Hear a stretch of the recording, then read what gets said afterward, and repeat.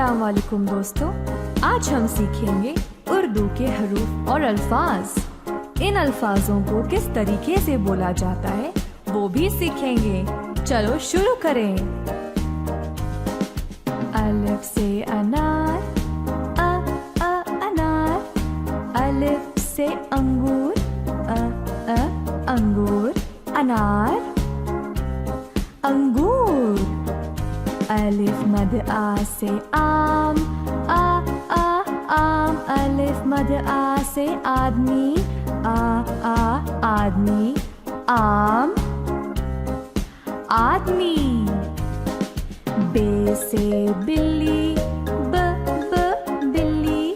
बे से बिजली, बिजली। बिल्ली, बिजली। पे से पतंग, पतंग। पे से पियानो, पियानो। पतंग, पियानो। पे से तितली, तितली। ते से तरबूज, तरबूज। तितली, तरबूज।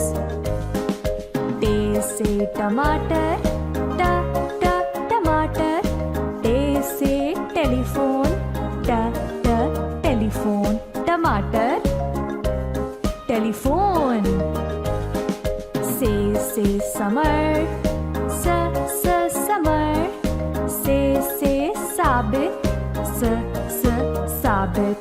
समर, साबित। जीम से जहाज, जहाज। जीम से जूता, जूता।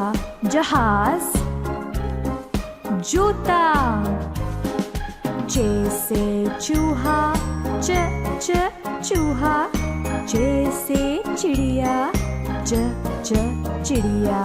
चूहा, चिड़िया।